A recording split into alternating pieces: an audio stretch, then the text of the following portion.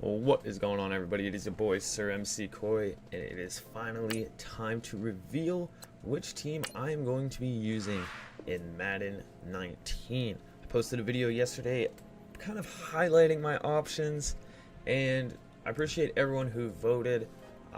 It helped me a lot. There are two teams that were voted for, and they were the two teams that I was looking heavy towards. But there was a little bit of an outside influence due to another channel that I'm actually pretty good friends with using one of the teams. So I ended up going with the other team. Both teams actually had a 50-50% vote split. So without further ado, let's get into it. Which team? The Arizona Cardinals is going to be my Madden 19 franchise team. This is going to be a fun one. First, I'm just going to go through the roster. I'm going to show you everything, and then we're going to look at some practice, and I'm going to go a little more in depth as to why I chose the Arizona Cardinals. I used Kurt Warner as the coach, even though the guy doesn't look like him. Quarterback, we've got Sam Bradford, the veteran. It's Sam Bradford. What is there to say? What is there not to say about Sam Bradford? If he stays healthy, he can be a viable option. We, of course, have the rookie, though, Josh Rosen, who I want to see what he can do. A lot of our preseason, which will be streamed live on my channel this year. Looking forward to that probably later tonight after this video is uploaded. Look forward to those streams. But I want to see a lot of Josh Rosen in the preseason. Even though he's a 72 overall, you look at his arm, and those numbers are pretty good. 85 short, 81 medium, 76 deep. I like those numbers. I think Josh Rosen's skill level goes a lot beyond what his overall rating is. Speaking of the overalls, this is a custom roster used by that franchise guy. If you look up rosters, he will be the top one. Check him out. He's got some awesome roster works. A lot of revamped overalls and a lot of revamped player XPs. So we are going to take a quick look here at Sam Bradford's contract. 2 years, $14 million, so we are going to be stuck with Sam Bradford for at least the next 2 years. But if Josh Rosen exceeds expectations, we might find a way to get Sam Bradford's contract off the team. Returning from injury is the superstar David Johnson. He has got a chip on his shoulder. He feels like people just forgot about him. And I can understand because, last year we saw Gurley emerge. We saw a lot of good running backs emerge. And David Johnson just fell by the wayside. But you look, 2,000 all-purpose yards and 20 touchdowns. David Johnson is still a very legitimate threat. And I expect him to be the backbone of this offense. Kind of what we saw with Jordan Howard last year in the Bears franchise. Outside of that, you have rookie Chase Edmonds, DJ Foster, TJ Logan, and Elijah Penny. So not a lot of stuff going on behind David Johnson. He is going to be our 3-down backer. Fullback Derek Coleman, it's a fullback. Wideouts, we have the living legend Larry Fitzgerald. He continues to impress. He's sitting at an 85 overall, 35 years of age, out of Pittsburgh. How can you not love Larry Fitzgerald? Taking a look at his numbers, what he's been doing recently, he's been quietly kicking ass. 100 receptions and 1,000 receiving yards in the past 3 seasons. Not quite AB. AB's done it 5 years, but Larry Fitzgerald's still doing it 3 years in a row. We'll see if we can make it 4. I think it's difficult to get a receiver 100 receptions in a year. I don't think I've ever done it in my time playing. We'll see what we can do. Outside of Larry, though, there isn't a lot of great things. JJ Nelson, he's a speed back. He brings that burner speed, but you look at what he's done, and those aren't number 2 wide receiver numbers. So we're going to need a big jump from J.J. Nelson now that John and Jerron Brown have both left Arizona. J.J. Nelson is the guy across from Larry Fitzgerald that is expected to produce, and we will see what he can do.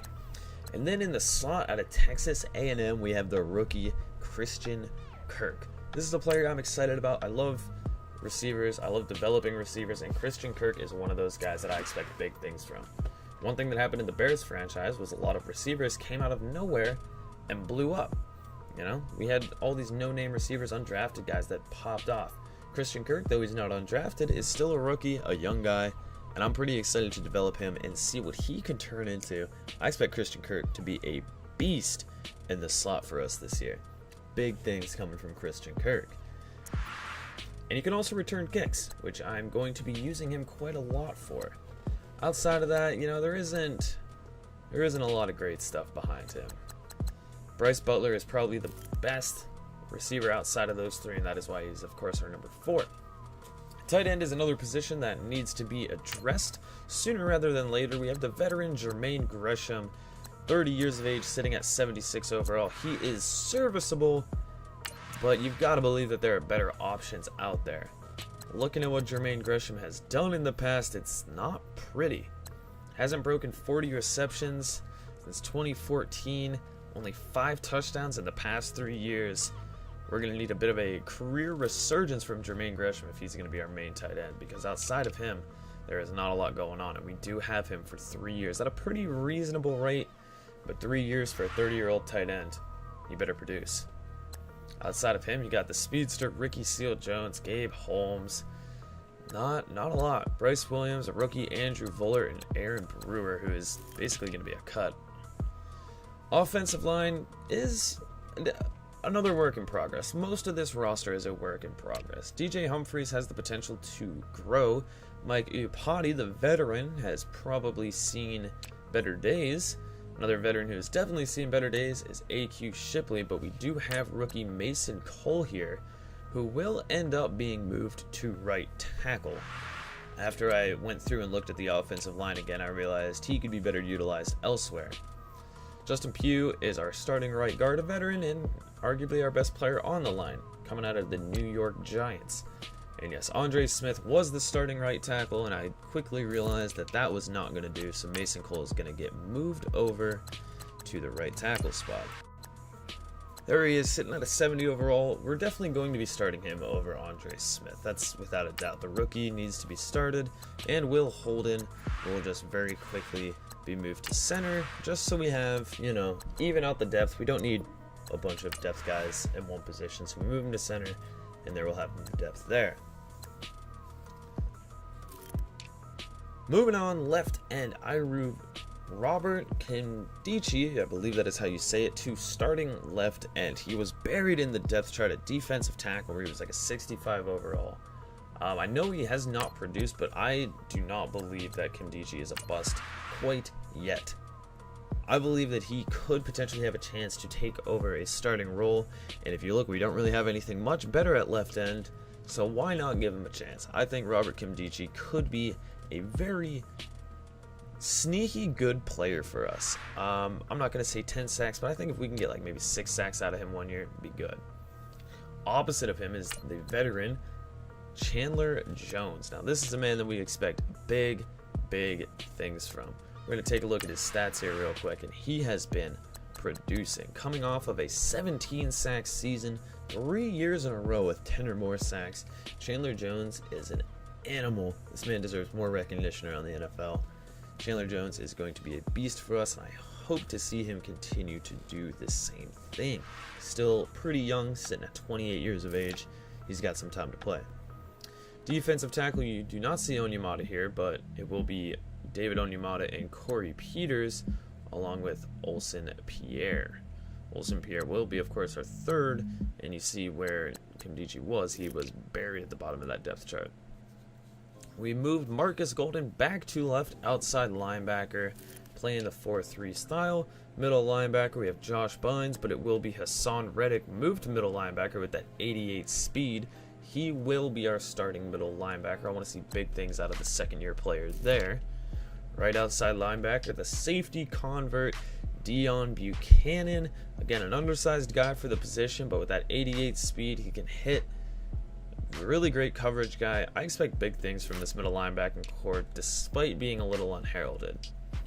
Corner, it's Pat Pete. What is there to not say about Patrick Peterson, other than he's coming off what is statistically his worst season to date.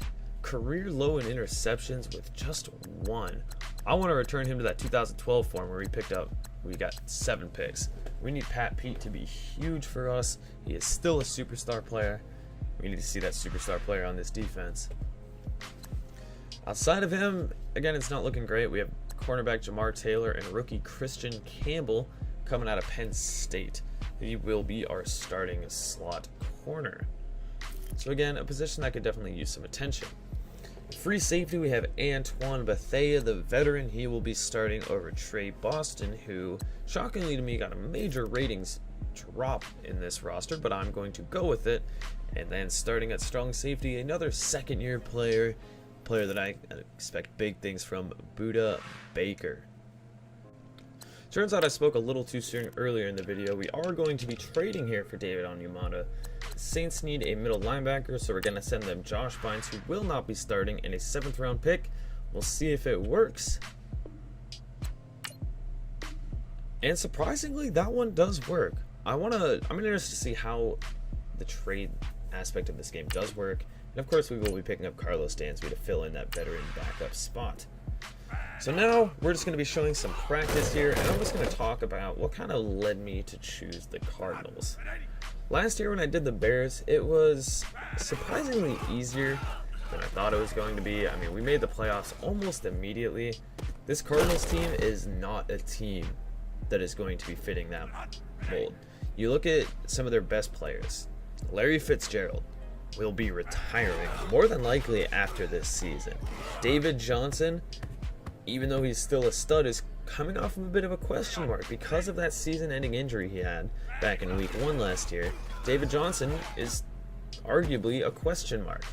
You look outside of Larry Fitzgerald, there's not a lot in the receiving core. J.J. Nelson will need to step up huge, and so will Christian Kirk, but that's still going to leave another hole.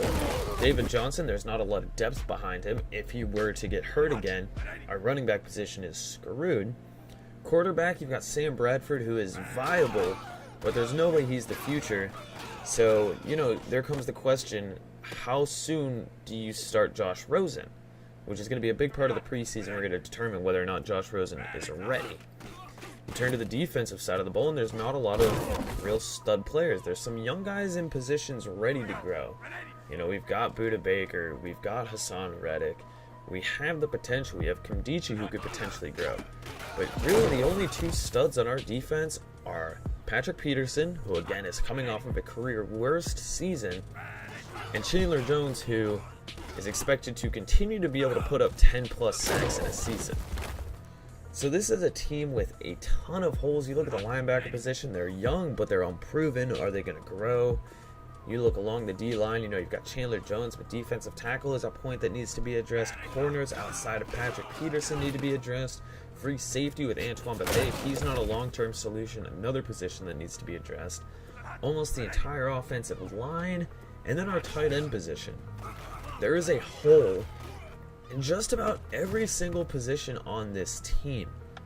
And that's what made me choose this team. They're a team that can compete, they can hang around, but at the end of the day, nobody is going to pick the Arizona Cardinals to be a Super Bowl contender next year. Nobody. Especially when you look at the division they play in. They're playing with the Rams, the up-and-coming 49ers. Is Jimmy Garoppolo the god that everyone expects him to be, or is he just going to be a bust? It is not going to be an easy climb for us with this franchise. I absolutely don't expect to make playoffs year 1. If I make playoffs year 1, my sliders are completely off, and that means I need to do something on my end. I could potentially see year 2 playoffs, but it really depends on what we do in this upcoming draft and what free agency looks like. I've already watched some videos of other content creators, and I have noticed free agency is a lot more sporadic than it was. Madden 18, year 1 through 3, basically, there was no big free agents. I've seen huge names on the free agent block year 1, so I'm very interested to see how that pans out when that time comes. Moving on from that, all of my off-season things, including preseason, is going to be live streamed from now on. I'm not going to do those crazily edited videos because I want to get your guys' input while I'm doing it. So a big part of that is you guys coming out for those live streams. I love talking to you guys, especially in a live stream format. So the more you guys that show up for these live streams, the more often I'm going to be willing to do them. I might end up doing live streams for things outside of franchise. We'll see. But back to this team, my expectations for this first year, 4-12. I do not see this team going anywhere, barring Josh Rosen comes in and is instantly a god. But you look, and Josh Rosen doesn't have a lot to work with. You've seen already in this practice, instant pressure on the quarterback almost every single play. So it's going to be tough. There's going to be a learning curve, not only on my end, but just for this team in general. I think year 2 playoffs could be a possibility, but I think realistically, year 3 would be the time to get to the playoffs. You see, now we do put Josh Rosen in after, of course, this play. Another thing that I just do want to talk about with Madden is the running. The running is a lot more difficult. At least that's what I've been told, and I've noticed it myself. But I also think it's more opportunistic. You have to pick your holes and then hit them at the right time, get that burst speed. I think it's gonna, again, it's a learning curve. It's gonna take a minute. Thankfully, you do have David Johnson, who's a pretty viable running back to learn with. So a lot of the preseason is going to be me figuring things out. You know, I'll probably tweak some sliders a little bit while I play these preseason games. But again, they are going to be live streamed, so if you guys see a player on this team you want to see played, you know, that's the time to do it. Preseason is just kind of more relaxed. It's me having fun. It's me figuring out my roster, figuring out the strengths, figuring out the weaknesses, figuring out who deserves a roster spot and who doesn't. So that will be it for this video. Thank you guys so much for the continued support. Get hyped for this Arizona Cardinals franchise. I'm looking to go 5 years. I'm going to try to get 5 years done. So get hyped. Show some support. Leave some likes. Comment if you haven't already. Subscribe. And I will see you in the preseason stream, which will probably be going on later today. I will give you a more for sure time in the video description. But look forward to that later, and I'll see you guys. Back from the dead.